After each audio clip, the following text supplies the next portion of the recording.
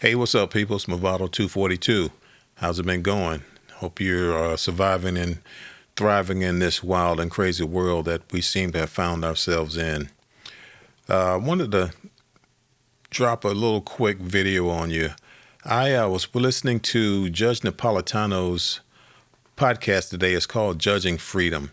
He had a guest on named Scott Ritter. Some of you may be familiar with that name. He was the UN weapon inspector during the run up to the war with Iran, or Iraq rather, with Saddam. And today Scott was laying it down. He didn't pull any punches. He may upset some people, but hey, if the truth hurts, then you got to deal with it. Anyway, I would advise you, if you're not already subscribed to the judge's podcast, you should listen to him. He has some great guests on. They have a wide variety of knowledge in the geopolitical spectrum. And a lot of stuff that they talk about are things you are not going to hear on mainstream media. So if you're not listening to him, you probably should be. Anyway, this is Movado 242 signing out. Peace.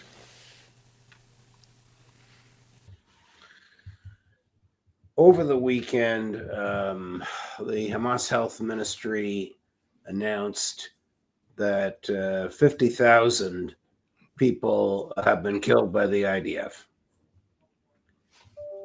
The number didn't faze anybody, except, of course, the families whose loved ones died. Are we so attuned to Israeli slaughter that a number of that magnitude doesn't even make the front pages? Judge, it's not Israeli slaughter. We're attuned to white people killing brown people. I mean, I'm just going to cut it down.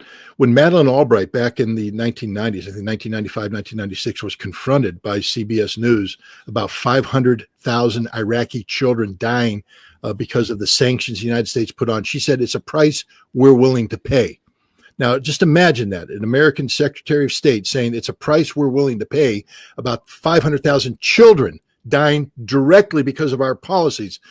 Now, if these were 500,000 Kosovo children or Albanians or white kids from Europe, America would be up in arms, the world would be up in arms, because you can't kill that many white people. You're not allowed to kill that many white people unless they're Ukrainians, and then apparently you can kill 1.1 million of them.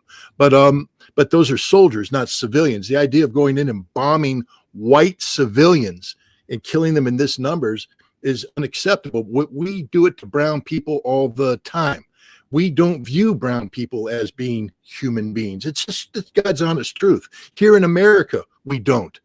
We don't equate black lives to be the equivalent of white lives. We're used to having the numbers of black health figures skewed out. And we say, well, that's just their problem. Their problem. They're human beings. It's our problem, a collective problem. It's the same thing we have when it comes to Arab Americans. We don't care. We can slaughter them by the millions, and we don't care because, my God, and I would sadly say, if we ever went to war in south of the border, we have zero regard for Mexican lives, or any brown lives. If you're not white, your life doesn't count. And I'm just being blunt, straight up honest. The American people can get mad at me and say I'm wrong. Look in the mirror and tell me I'm wrong. Tell me that deep inside your heart that a dead brown person doesn't move you like a dead white person does, because we are an inherently racist society, because we still believe in white supremacy. We still believe in the exceptionalism of being white, that somehow we are superior to others, and we're not. We have had the benefit of history. We've had the benefit of opportunity to where we do populate the upper tiers of society. But that's not because the color makes us inherently better. It's because the color has been attached to policies that have put the other people down, allowing us to rise to the top. And it translates into foreign policy. We would not allow Americans to bomb white people the way we're bombing Yemenis. And we wouldn't allow Americans to talk about putting nuclear weapons on nations populated by white people the way we're talking about the potential of nuclear. And I have to tell you, the whole Iraq experience exposed the racism of the United States. We just allowed that nation to be eviscerated, gutted, slaughtered, murdered, and nobody blinked an eye. The numbers just didn't cause any concern on the part of America. 500,000 Iraqi children. That's a price we're willing to pay. And if any American is okay with that or doesn't condemn it, we now know what the problem is. Right. I mean, history teaches that the analysis you just gave us is sadly a correct one. We don't even have to go back through all the historical examples of this.